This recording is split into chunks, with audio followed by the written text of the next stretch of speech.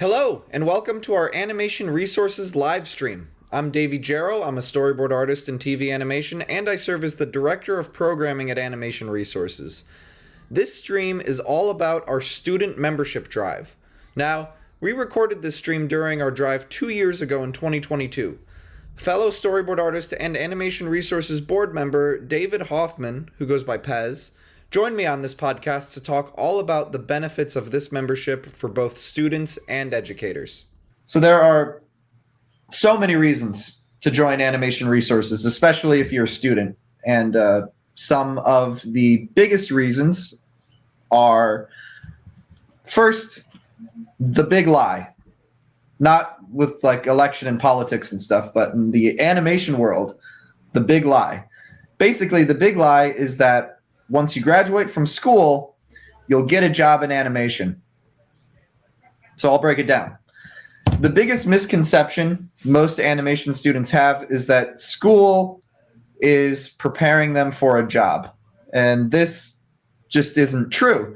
You can go to the best animation school in the world and graduate with honors and still not be qualified for a job. It just isn't possible in a school situation to teach students everything it takes to be a functional professional after just 4 years. So unlike in grade school, in college, at least in a lot of majors, especially in art majors, grades are meaningless. And chances are your employer doesn't care if you even graduated from college. All the employer cares about is whether or not you can do the job in a timely manner with quality results. So then, what exactly is the point of school if it isn't training for a job? Networking. Networking is part of it. Yeah, it's a forum for learning. So a good animation school can do two things.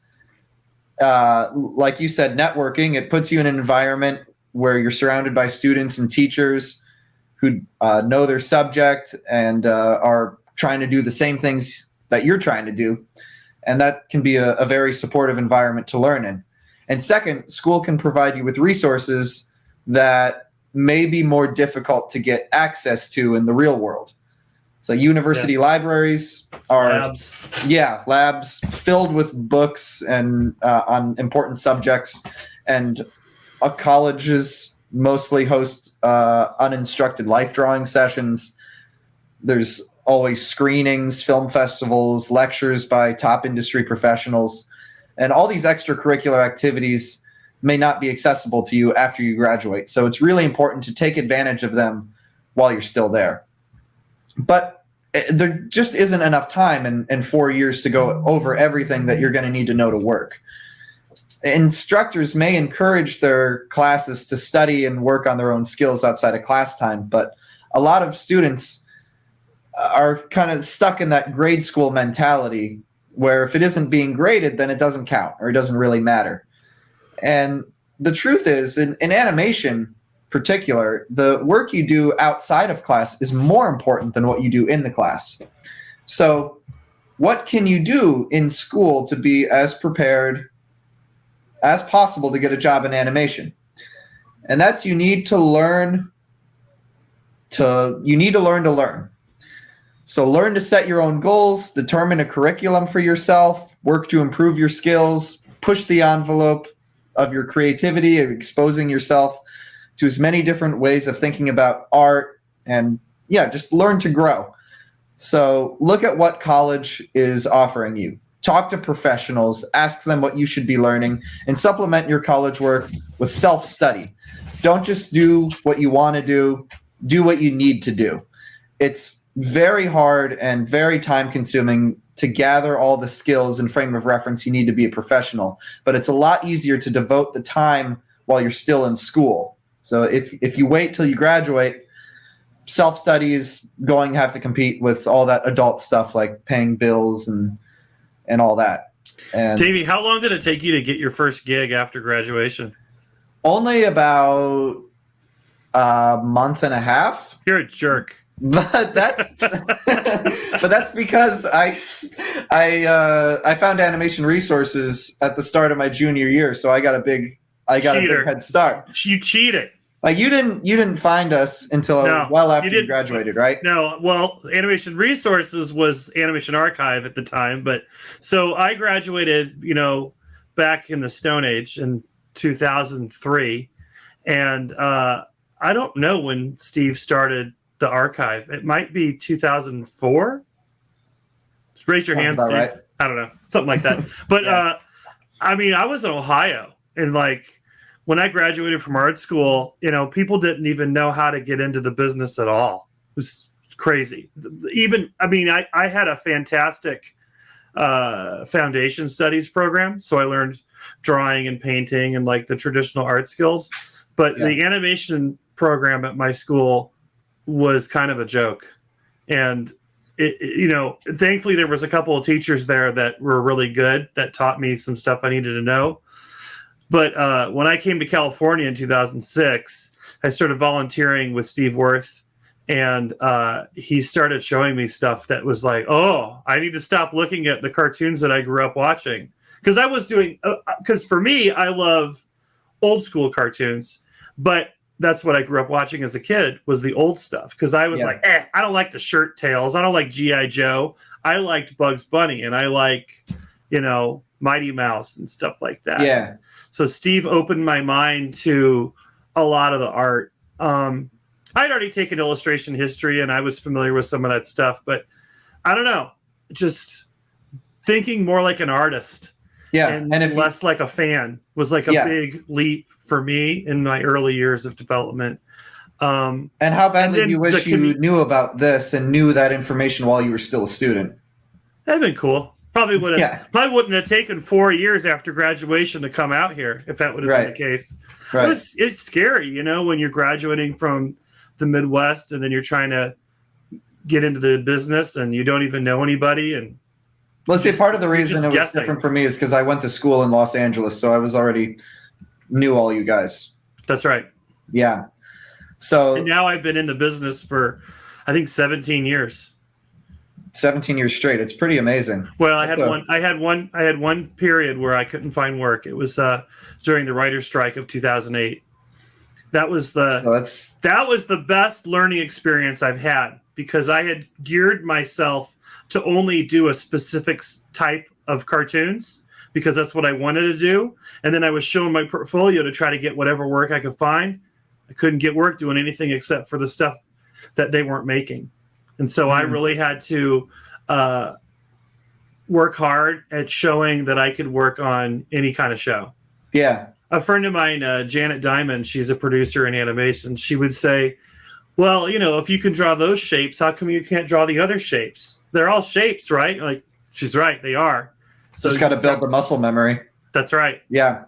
So this is exactly where Animation Resources comes in handy, where it like kind of fills in these gaps.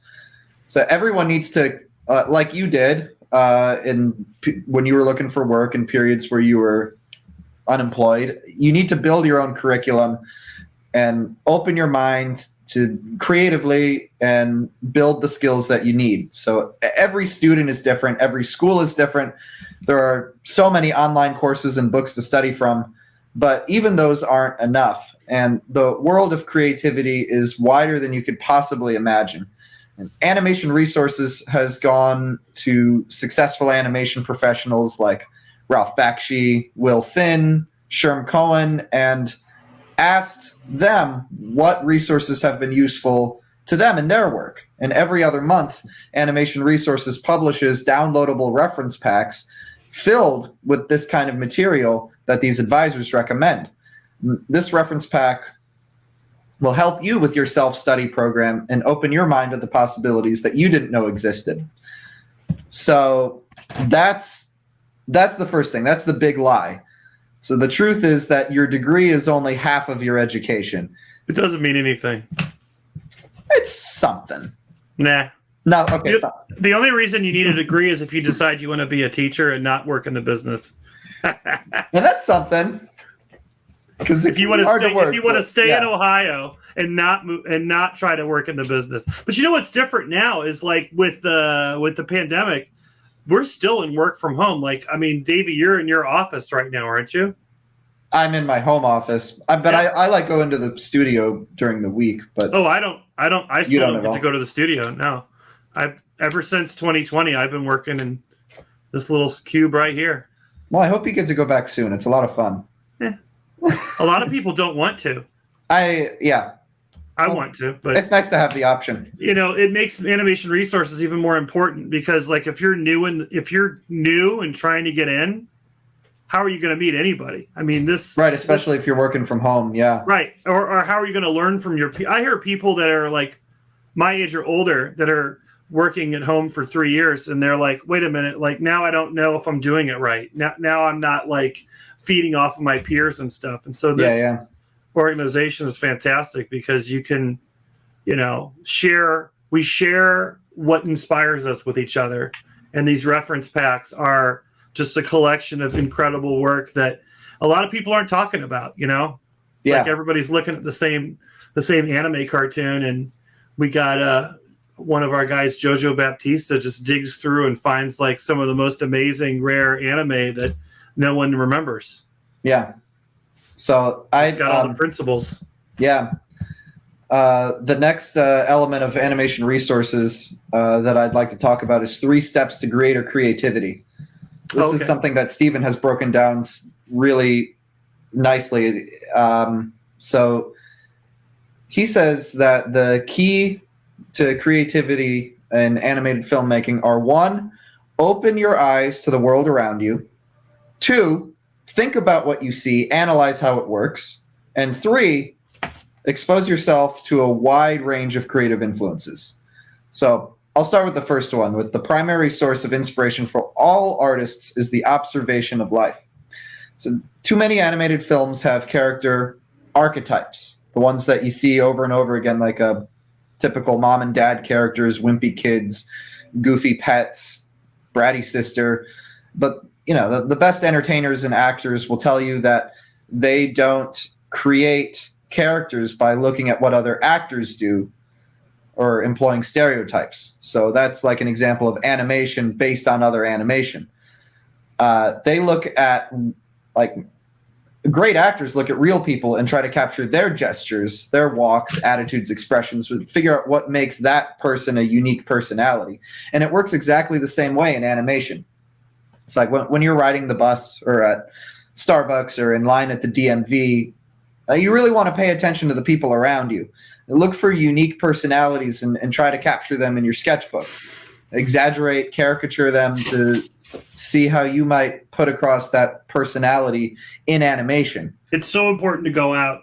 As a cartoonist, it is so important to just be in the world and don't sit in front of your TV all the time. You are so right. You have to like go out with your sketchbook and make fun of people. Yeah. I go sometimes. My friends and I will go out to this place Zebulon over here in Frogtown, and we just bring the Post-it pad and just start drawing all the funny faces of people that we see. And then you know what? Sometimes those people's faces end up in cartoons that we're making. And they'll never know. They'll never know. Right, yeah. But you're right. It is really important to draw from not like just a model, but draw from real life. Yeah, because that's where new personalities and new ideas come from.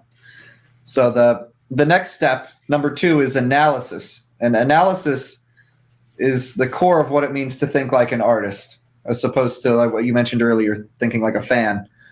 So when the average person sits down to watch an animated film, they're swept away into the fantasy, and they let their film direct their imagination and entertain them.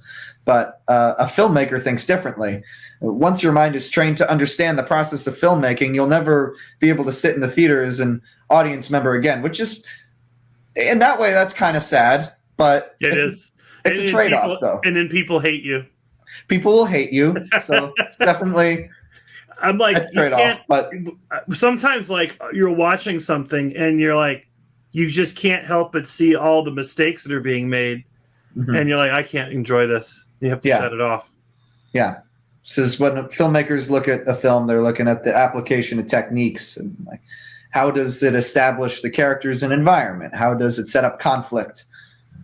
How's the pacing working and the contrast, mood, sound, color, all that stuff. So if you turn your brain on, and the creativity will follow, is the idea. Yeah.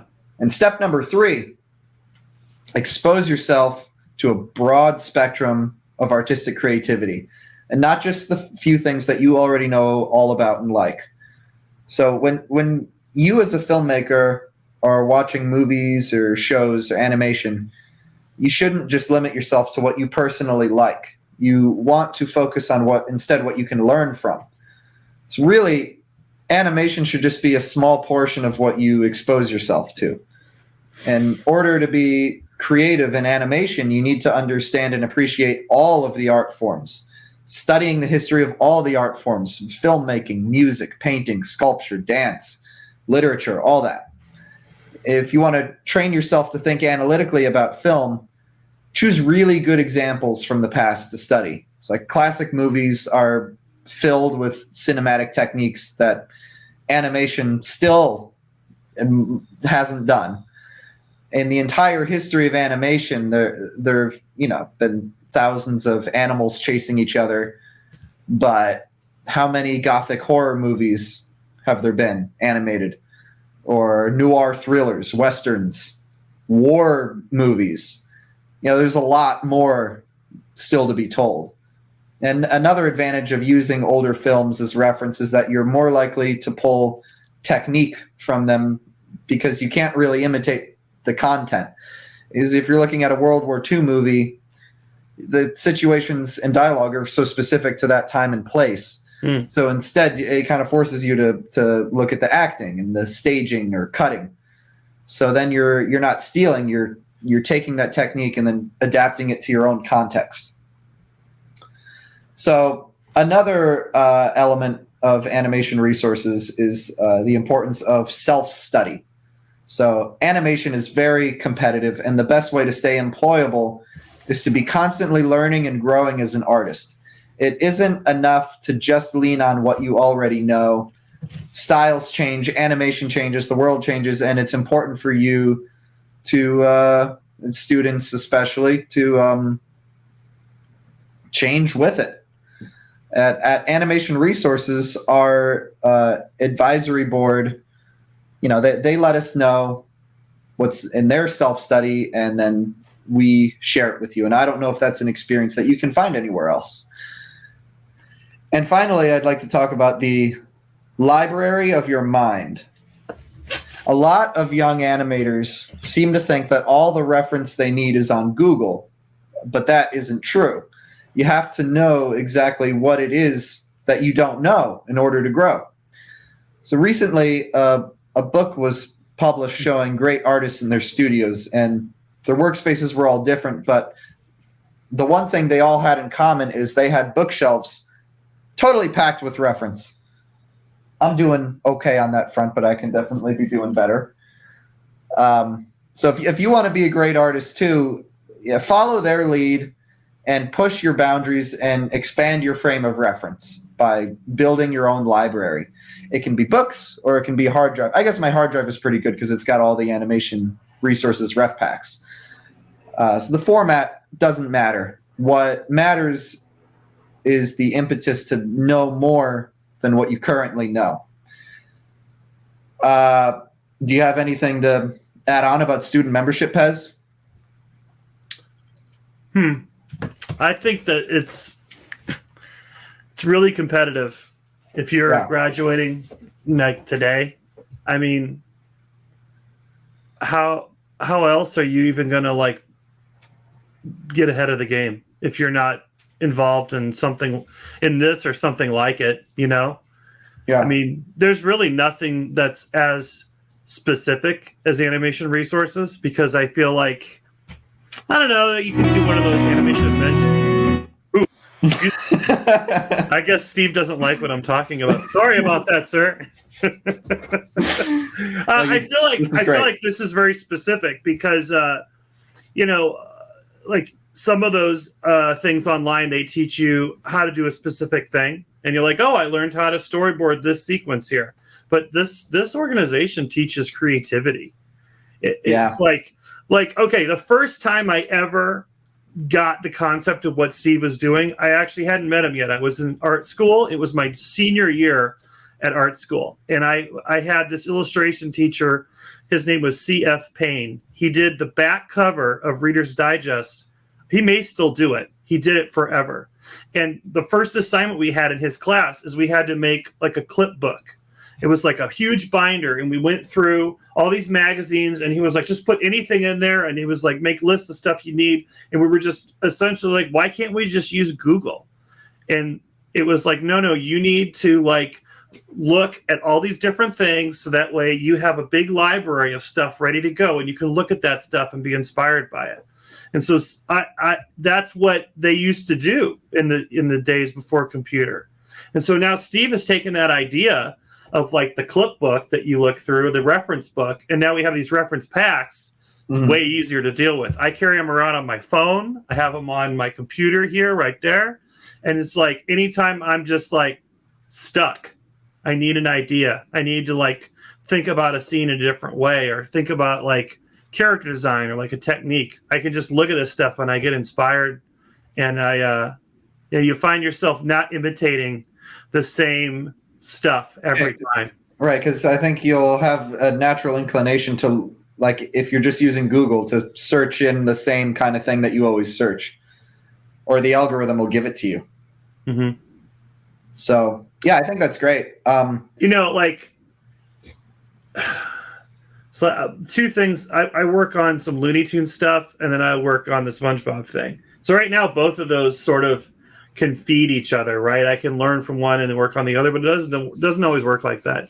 Sometimes, I was working on Tuca and Birdie, which was like an adult animated show, and those are like human bodies with bird heads. And so, that's basically human figure drawing, which is the complete opposite of drawing Looney Tunes characters.